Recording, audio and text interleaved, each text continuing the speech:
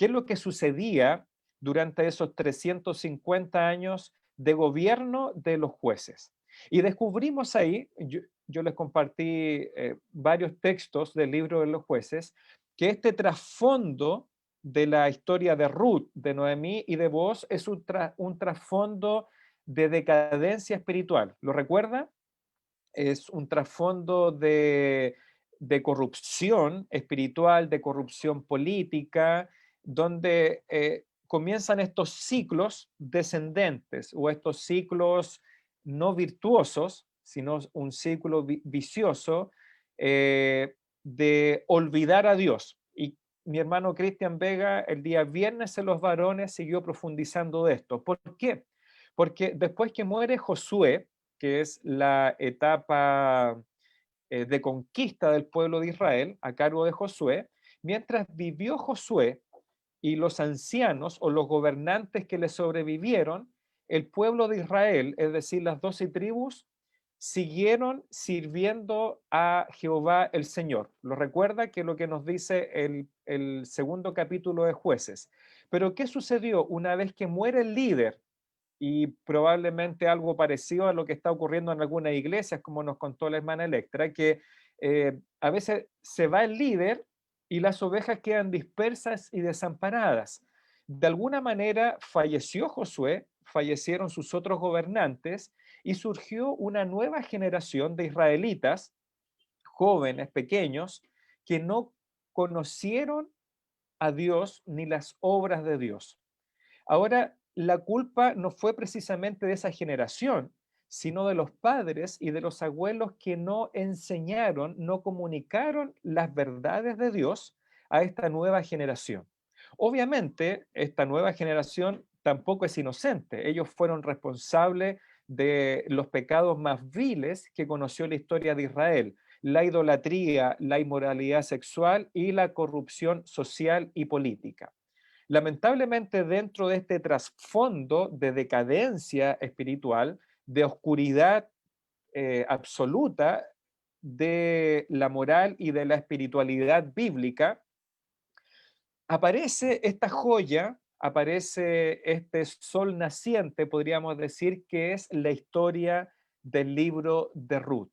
Y por eso era necesario poder hacer este contraste gráfico y real entre el tiempo en que gobernaban los jueces como trasfondo, como el subsuelo o el background o el underground que aparece la historia de Ruth, la historia de Noemí, de Ruth y por supuesto también de este pariente, de este familiar redentor que es Booz. Así que de a poquitito vamos introduciéndonos a esta historia y como yo les compartí en mis apuntes que les envié el día de ayer, el título era Dios comienza a escribir la historia. Ese era el título del bosquejo. Dios comienza a escribir la historia. Y como le expresé en los apuntes, antes de entrar a estudiar siquiera los primeros versículos, yo les quise compartir y van a aparecer más razones o motivos por los cuales Dios preservó esta historia de amor, de redención para nosotros. Dicen los expertos, los eruditos, que fue Samuel, el mismo del primer y segundo libro de Samuel, este hombre de Dios, este juez, este profeta, que preservó para nosotros de su pluma, de su puño, preservó esta hermosa joya de la literatura hebrea. Me gustaría leer para introducir este tema de hoy día, Efesios capítulo 2. Efesios capítulo 2, versos 1 al 10, como introducción. Efesios capítulo 2. Y voy a compartir con ustedes acá la Biblia, por si alguien quiere leerlo desde la pantalla. Efesios capítulo 2.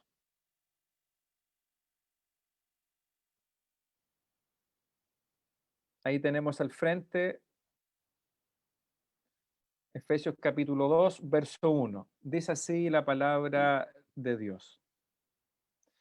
Él, hablando del Señor Jesucristo, dice el apóstol Pablo a los Efesios, y él, Jesús, os dio vida a vosotros cuando estábamos muertos en nuestros delitos y pecados, en los cuales anduvisteis en otro tiempo, siguiendo la corriente de este mundo, conforme al príncipe de la potestad del aire, que es el diablo, el espíritu que ahora opera en los hijos de desobediencia, entre los cuales también todos nosotros, sin excepción, entre estos hijos de desobediencia, nosotros vivimos en otro tiempo en los deseos de nuestra carne o de nuestra naturaleza pecaminosa, haciendo que, haciendo la voluntad de esta carne, de los pensamientos, y éramos, todos nosotros, sin excepción, éramos por naturaleza hijos de ira, lo mismo que los demás. Pero, y cada vez que aparece un pero, es importante hacerlo notar, pero Dios, que es rico en misericordia, por su gran amor con que nos amó, aun estando nosotros muertos en pecados, nos dio vida juntamente con Cristo.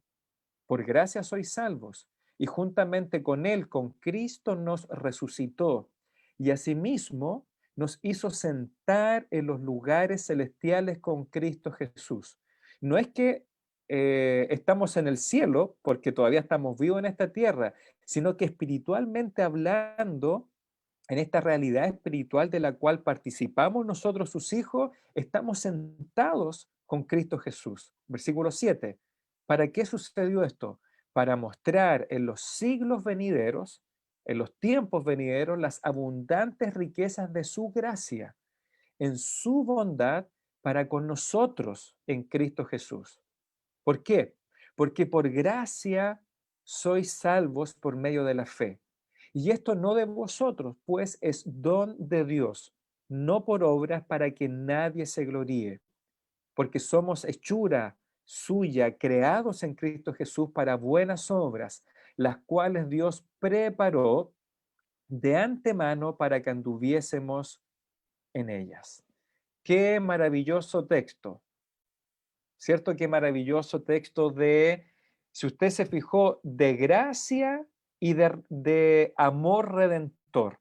Y eso es una de las cosas importantes, queridos hermanos y queridas hermanas, que Dios ha preservado este maravilloso libro. Yo les puse dos razones por las cuales creemos que Dios ha preservado este libro hasta nuestros días. ¿Por qué? Porque la historia de Ruth y de Booz es una demostración del Evangelio de la gracia. Y por eso leí Romanos 2, Efesios capítulo 2, perdón, porque es una demostración, es una ilustración viva de este Evangelio de la gracia. Porque dice Pablo en Efesios 2, esto no es de nosotros la salvación, es un don de Dios. La salvación es un regalo de Dios para nosotros. Y no viene de nosotros, no hicimos méritos. De la misma manera, la redención de la cual es partícipe Ruth, este rescate de la cual ella es partícipe, tampoco a Ruth le correspondía. Como vamos a estudiar más detenidamente, ella era moabita, era gentil y era extranjera. Por eso que esta historia es una demostración del Evangelio de la gracia. Y a mí me encanta esa frase que subrayé con verde en nuestros apuntes, porque la ley declaraba a una moabita, no entrarás. Y no sé si usted se fijó en esa frase o no, que la marqué con verde. La ley declara, no entrarás. Y les puse ahí Deuteronomio capítulo 23, verso 3. No podían entrar ni amonitas ni moabitas en la congregación de Jehová por varias generaciones. Es decir, la ley de Dios les prohibía el acceso a los amonitas y a los moabitas. Es decir, la ley dice no entrarás. Y eso es bíblico. Ahí está en Deuteronomio 23. No entrarás, pero la gracia, ¿qué es lo que declara la gracia? Dice, bienvenida a casa Ruth. Y eso es maravilloso. Eso, Ruth es una ilustración del rescate, de la redención, del amor redentor de Dios. Lo mismo pasa, hermanos, con ustedes y conmigo. La ley nos dice a cada uno de nosotros, no entrarás. no puedes tener vida, nos dice la ley. ¿Por qué? Porque hemos fracasado en cumplir la ley o cumplir la justicia de Dios. Recuerde, los 10 mandamientos, el decálogo, es solo una expresión de toda la ley de Dios.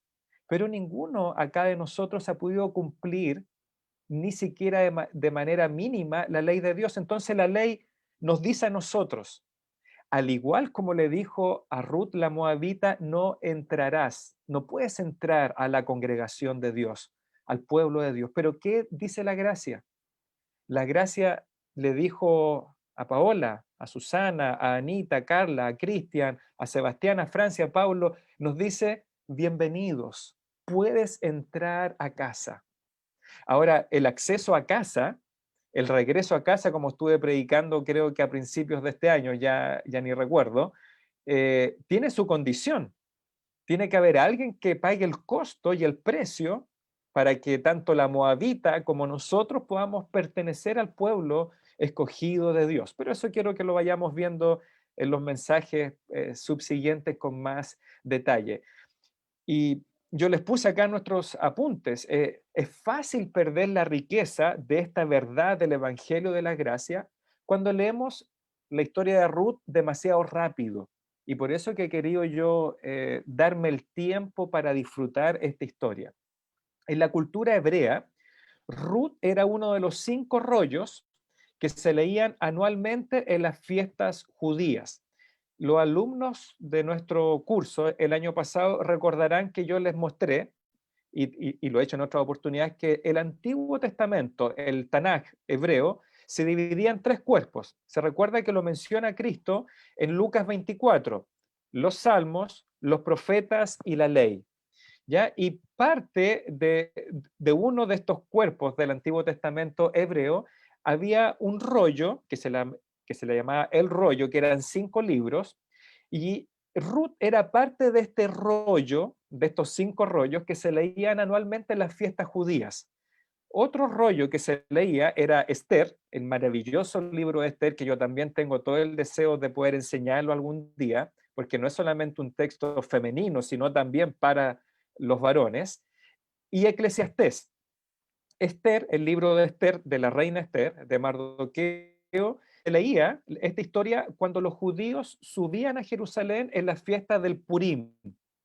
Los hermanos que leen la Biblia conocerán esta fiesta que aparece ahí en los tiempos de Esther. Así que cuando los judíos peregrinaban hacia Jerusalén para la fiesta de Purim, una fiesta judía, ellos leían como familia el libro de Esther. Cuando subían a la fiesta de los tabernáculos, que era una fiesta obligatoria judía para ir a Jerusalén, las familias leían el libro de Eclesiastés. Y Ruth se leía, ¿sabe cuándo? En la fiesta de Pentecostés. Es decir, cuando las familias judías, como por ejemplo cuando José subió con María y con José, con Jesús al templo, en la fiesta de Pentecostés acostumbraban ellos a leer el libro de Ruth en la fiesta de Pentecostés. No es coincidencia, como puse en mis apuntes, que esta historia de amor de este pariente redentor llamado Boaz, ganando a su novia Ruth, se leería en la fiesta de Pentecostés, donde siglos más tarde otro pariente redentor, con mayúscula, el pariente redentor, iniciaría en esa misma fiesta de Pentecostés la obra redentora de su novia, la iglesia. Se da cuenta que el Señor no deja nada al azar con respecto a su palabra, así que imagínense que cuando los judíos peregrinaron aquel día de Pentecostés, en Hechos capítulo 2, ellos estaban leyendo, si eran fieles a esta costumbre, muchos de ellos leyeron el libro de Ruth mientras peregrinaban hacia Jerusalén. ¿Y qué se encuentra en ese día de Pentecostés? A un apóstol, a un hombre del pueblo de Galilea, un pescador llamado Pedro, predicando precisamente la redención de ese pariente redentor, el primogénito de entre los muertos, este hijo mayor que es el Señor Jesucristo, ofreciéndoles la redención a este pueblo que había asesinado y había dado homicidio precisamente al pariente redentor. También la historia de Ruth, el libro, es una ilustración del amor de Cristo. Aquí vamos a ver esta palabrita en hebreo goel, que es la que se traduce en español pariente redentor o un familiar que rescata, el pariente redentor. La ley de Moisés permitía que un pariente cercano o un familiar cercano podía casarse con la viuda del difunto. ¿Para qué? Para proveer a la viuda todo lo que ella necesitara, incluyendo un heredero de la propiedad del difunto. Aquellos hermanos y hermanas que están familiarizadas con Levítico, ustedes han leído ciertas protecciones para el extranjero y para las viudas. Y una de esas era que la viuda judía no podía, o israelita, no podía quedar desamparada. Entonces, si yo moría, por ejemplo, si yo fallecía, un hermano soltero tenía la obligación de casarse con mi esposa para que no quedara desamparada y para que tuviese hijos que podían heredar dentro de la tribu la propiedad que le correspondía al difunto esposo. Ahora, no cualquiera podía casarse con la viuda, debía ser un pariente de la familia. Y obviamente el familiar más cercano tenía el derecho de preferencia, como vamos a ver tan apasionadamente se desarrolla en estos capítulos de Ruth. Vos era un familiar del esposo de Noemí, de Elimelech, y legalmente, es decir, según la ley levítica, él podía redimir o rescatar a Ruth si decidía hacerlo. Ahora no estamos hablando de una esclavitud de Ruth, sino de un desamparo económico o de una bancarrota que estaba en este caso Noemí, y vos podía hacerlo si él quería. Con esta compra redentora, vos vendría a ser una ilustración de Jesús redimiendo o rescatando a su amada novia que es la iglesia. Y vamos a seguir viendo ahí otros detalles. Eh, Después, de acuerdo con la ley de Moisés, vos no estaba obligado a asumir las responsabilidades de la condición desamparada de Ruth. Y esto es importante en la ilustración, porque antes de vos había otro familiar que podía redimir. Por lo tanto, el problema legal y técnicamente no era de vos. Vos podría haberse desentendido del problema de Noemí y de Ruth, pero vos quería hacerlo. Vos se propuso mover los hilos legalmente y éticamente y rescatar a Noemí y a Ruth. De la misma manera, el Señor Jesucristo, Él voluntariamente quiere hacerse cargo de la condición pecaminosa de su propia familia, que es la raza humana. El Señor Jesucristo se hace hombre, asume la naturaleza humana y Él, al igual que vos, quiere hacerse cargo de nuestra bancarrota espiritual, de nuestra bancarrota pecaminosa. También considera el hecho de que vos, que era un agricultor, un terrateniente, podríamos decir ya, que era dueño de hectáreas de cebada, de campo, vos podría haber elegido a una novia más apta, ¿o no? Él podría haber elegido a una judía, a una israelita, porque era el mandato. Recuerde que los judíos debían casarse con no solamente israelitas, sino también de la misma tribu en lo posible. Una novia que estuviese limpia de idolatría, de una israelita sin antecedentes paganos, porque era israelita, y no rechazada por la ley de Moisés. Pero vos nuevamente nos ilustra a Cristo, porque Cristo eligió redimir a una novia manchada y pecaminosa como nosotros, la iglesia, que está compuesta por pecadores. La iglesia, en este caso, es la ilustración de la moabita, de la gentil, de la pagana, de la ex idólatra, que viene a ser redimida por vos. Como dice Romanos 5:8, mas Dios muestra su amor para con nosotros, en que siendo aún pecadores, Cristo murió por nosotros. Vos redimirá a su novia y a su suegra, a su futura suegra, con sus propios recursos. Recuerde que él era el dueño de estas tierras, familiar cercano. De la misma manera, Cristo redimirá a su novia, la iglesia, con su propia sangre, su preciosa sangre, como cantamos y como dice Primera de Pedro 1:19. Ahora, nuestra redención no fue un acto menos afectuoso ni menos lleno de gracia que la redención de Ruth. ¿Por qué? Ninguna de las dos transacciones fue fría o sin emociones. Y eso, hermano, es interesante porque generalmente este acto de redención o el matrimonio levirato que se le llamaba era un acto bastante frío y obligatorio. Recordemos Tamar, una de las nueras de Judá, y que se casó con uno de sus hijos y muere, y otro hijo obligado se casó con ella y no quiso tener descendencia. ¿Lo recuerda? Que hay una historia ahí bien lamentable, media extraña, entre su cuñado y otro de los cuñados, porque normalmente pasaba esto, nadie quería casarse con una viuda. Eso sucedía en los tiempos del pueblo israelita, y cuando sucedía esto, que fallecía el marido, que era muy normal por los tiempos de guerra, por los accidentes que ocurrían también ahí en el campo, venía el cuñado o el primo, el familiar, y obligado se casaba.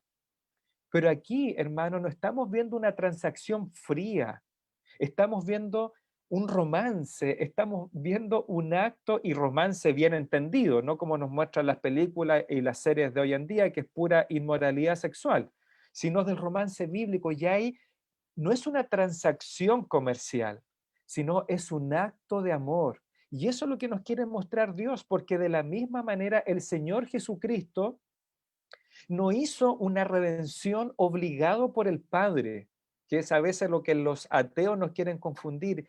Cristo voluntariamente asume nuestra naturaleza humana y Él toma la decisión con el Padre, con el Espíritu Santo, de venir, tomar nuestra naturaleza y hacerse nuestro pariente, nuestro familiar redentor o pariente redentor. Y él por amor, como dice Romanos 5:8, no por una transacción legal, porque a veces hay ciertas denominaciones o ciertas filosofías doctrinales que quieren hacer todo esto como muy legal, como la justificación, ¿verdad? Como que Dios declara justo y no hay nada más involucrado. No, hermanos. Pablo nos dice que el Señor Jesucristo, por amor a nosotros, se hizo pobre, se hizo hombre y nos redimió. De hecho, Hebreos capítulo 12, que nos dice que por el gozo puesto delante de él, sufrió el menosprecio, el oprobio y la muerte. Eso es, hermanos, la redención. La redención no es una transacción en el mercado de esclavos, que a veces sucedía. La transacción, la redención de Cristo no fue esa transacción meramente comercial, sino que Cristo por amor y con gozo, Él va a la cruz para redimir, y recuerde el tips que yo le propuse. Cuando no entienda el concepto de redención, cámbielo por la palabra rescate, ¿ya? Cristo nos rescató por amor y con gozo, para hacernos su novia, su esposa, por los siglos de los siglos. Y ahí yo le puse algunos antecedentes históricos de cómo algunos grandes puritanos se bypasearon, es decir, hicieron un bypass y omitieron el libro de Ruth porque les complicaba esta cosa del romance, esta cosa del amor en la historia de redención, pero la escritura no la omite de ninguna manera. Y de hecho hay un gran predicador conocido, Vernon McGee, no sé si ustedes lo han escuchado en la radio o en algunos libros. Vernon McGee dice, los primeros tratamientos doctrinales crearon una visión de que la redención, este rescate espiritual de nuestros pecados, era una transacción bastante fría. Mil veces no, dice él. La redención es la historia de amor de un pariente, Cristo, que no consideró los costos. ¿Se recuerda cuando Pablo dice que no es hijo? No consideró los costos ni calculó ganancias y pérdidas, pero con gozo este pariente redentor pagó una suma exorbitante por una novia que él amaba. El Señor Jesucristo amó a nosotros, la iglesia. El libro de Ruth, continúa Vernon McGee, declara que nuestra redención no es una transacción comercial en el mercado de esclavos, sino es una historia de amor, así como la de Booz, redimiendo y amando a esta migrante, a esta viuda Ruth la Moabita.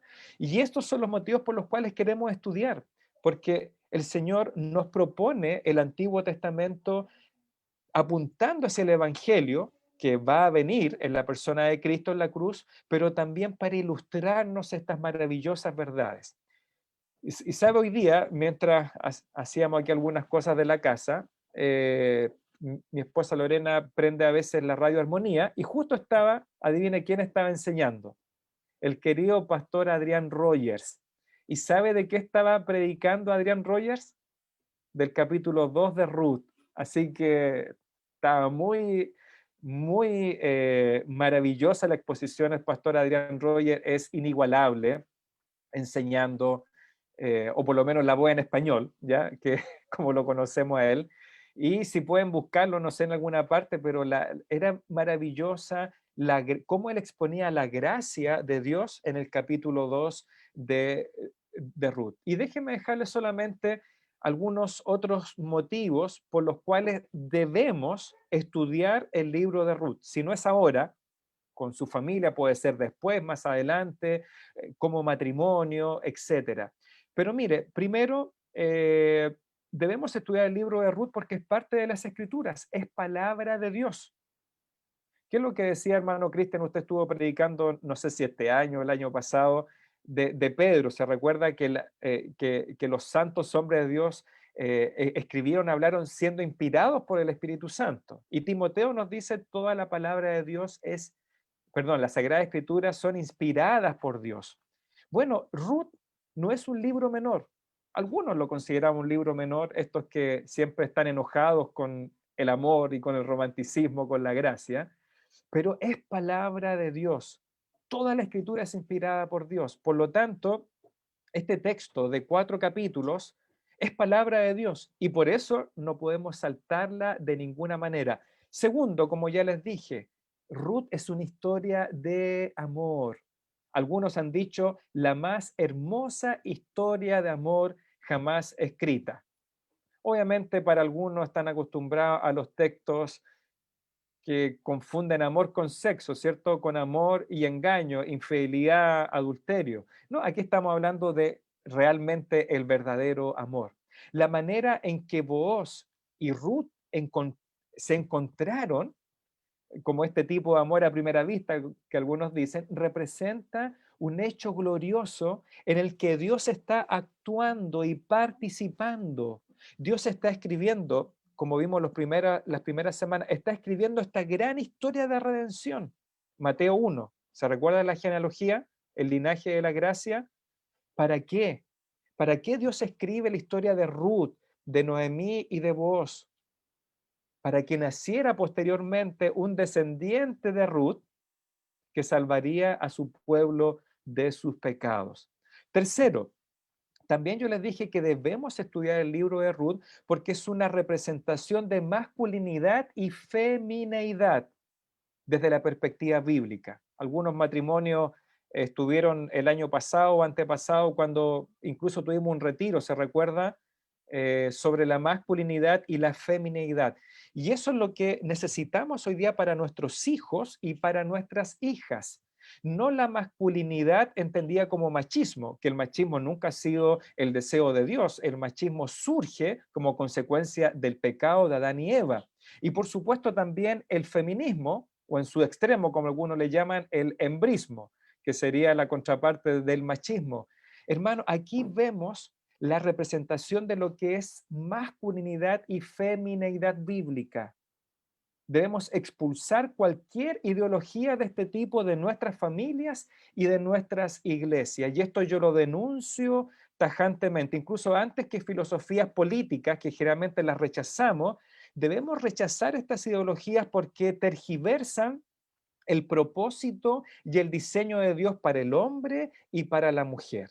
Hoy día muchos hablan de feminismo y estoy seguro que ni siquiera han leído los manifiestos feministas. Hoy día hablan muchos de esto, de las vidas negras importan, ¿cierto? Que es un lema, pero yo el otro día leí el manifiesto de este movimiento contra el racismo y hablan totalmente en contra de Dios. Quieren expulsar a Dios y su diseño divino del hombre y de la mujer, no solamente de la política, de las aulas, sino también de nuestras familias. Por lo tanto, es importante que en este mundo donde el sexo mal entendido o la sexualidad es lo que rige ser masculino y femenino y el género, la Biblia nos dice que hay otra cosa más importante todavía, el diseño de Dios para un mundo que está perdiendo la gloria de la masculinidad y femineidad y la belleza, la profundidad de la sexualidad realmente entendida como Dios la diseñó. Y hoy día justamente nuestros hijos e hijas necesitan estos héroes, héroes como Ruth o heroínas como Ruth y héroes como vos. Además, nos habla esto del racismo, ya algunos le llaman el etnocentrismo, y sabe que es maravilloso cómo Dios proveyó protección para los extranjeros. Mire, déjeme leerle solamente algunos versículos que rescaté. Mire, en estos tiempos cuando en Estados Unidos está ardiendo con este asunto de los blancos y los negros, ¿verdad? Como ellos los llaman. Mire lo que escribió Dios. No rebuscarás tu viña, dice Levítico 19, ni recogerás el fruto caído de tu viña. Para el pobre y para el extranjero lo dejarás. Dice Levítico 19, cuando el extranjero morare con vosotros en vuestra tierra, no le oprimiréis. Sería bueno eso que los empresarios chilenos, algunos, ¿verdad? No todos, leyeran esto cuando contratan a haitianos, venezolanos y colombianos, ¿cierto? Dios ya lo estableció en su ley. Cuando mora el extranjero, no le oprimiréis. Como a un natural, como a uno de ustedes, tendréis al extranjero que mora en vosotros. ¿Sabe lo que dice Levítico 19:34? Dice, al extranjero lo amarás como a ti mismo. ¿Se imagina si nuestros países se rigieran por la ley de Moisés? Porque muchos se fijan en algunas cosas de la ley, pero se imagina si Chile, Estados Unidos y cualquier otro país se rigiera por Levítico 19 cuando dice al extranjero lo amarás como a ti mismo. Sería maravilloso, ¿no? ¿Por qué? Porque extranjeros fuisteis en la tierra de Egipto. Mire después lo que habla respecto a los extranjeros y las viudas, Deuteronomio 10. Porque Jehová vuestro Dios es Dios de dioses, Señor de señores, Dios grande, poderoso, temible, que no hace acepción de personas, ni toma cohecho, que hace justicia al huérfano, a la viuda, que ama también al extranjero, dándole pan y vestido. Y mire cómo concluye. Amaréis pues al extranjero, porque extranjeros fuisteis en la tierra de Egipto. Entonces, cuando vos toma a Ruth y la ama, ¿qué es lo que está haciendo vos? Está cumpliendo la ley de Dios. Por eso vos eres un hombre justo ante los ojos de Dios. ¿Qué es lo que está haciendo vos cuando toma a Ruth, la acoge en su campo, le dice a sus trabajadores, no la molesten, traigan agua para ella, cuídenla? Lo que está haciendo vos es cumplir la ley de Dios en su propio trabajo como agricultor. Así que aquí tenemos estos motivos, ya, y hay varios más, la soberanía de Dios, el amor que asume riesgos y finalmente la gloria de Cristo. Pero me gustaría quedarme con esto, hermanos. ¿Cómo se llamaba el himno especial, hermano Cristian, que cantaste tú con Pablo y Giovanni? Gracias sin fin. Gracias sin fin. Y me parece que algo de esto hablaba la letra, ¿o no? O por lo menos en inglés, que yo le he leído. El Señor asumió un amor con riesgos, amando a esta novia gentil, pagana, pecaminosa que éramos nosotros, la iglesia. Vos asume un amor, o Él tiene un amor que asume riesgos. Hermanos y hermanas, imagina si ustedes como iglesia, como matrimonios, amáramos de esta manera, asumiendo los riesgos que significa, obviamente dentro de los parámetros bíblicos, ¿cierto? No vamos a estar haciendo cosas que desobedezcan la palabra de Dios, pero se imagina si nosotros en la iglesia nos amáramos de esta manera como vos amó a Ruth, amar asumiendo riesgos. Voy a amar, aunque tengo sospecha de que me puedan defraudar o decepcionar, voy a amar igual, voy a perdonar, voy a aceptar. Bueno, voy a regalar esto. Puede que no me den las gracias, pero asumo el riesgo de ofrendar, de regalar o incluso de regalarme a mí mismo. ¿Cuántos hermanos de los que están acá, hermanas, no han amado sin riesgos en su vida? ¿Le han decepcionado? Sí, yo conozco a veces sus testimonios, sus historias, ¿verdad? Han amado, han ofrendado, han entregado. A veces hay hermanas acá que han invertido horas de discipulado en vidas de otras personas, varones que han discipulado a otros, y las personas desaparecen. No sabemos nunca más de ellos. Y después cuando volvemos a emprender esto decimos, no, no me arriesgo de nuevo. No me arriesgo a ser decepcionado, no me arriesgo a invertir 20 horas de discipulado y que después la persona desaparezca, no se congregue más, se vaya al mundo. No, hermanos. Tenemos que amar como Cristo amó y como amó vos. Un amor que asume los riesgos del amor y de la gracia. ¿Sabe por qué? Porque alguien nos amó así a nosotros primero. Y ese fue nuestro pariente redentor, el Señor Jesucristo. ¿Se imagina si lo hubiese hecho cálculos cuando decidió amarme a mí? Se hubiese ido a quiebra. Ya, si hubiese hecho todos los cálculos conmigo, probablemente hubiese quedado en roja la contabilidad. Así que hermanos y hermanas, tenemos muchos motivos y razones para estudiar el libro de Ruth y maravillarnos con la gracia y con el amor redentor. Que Dios les bendiga.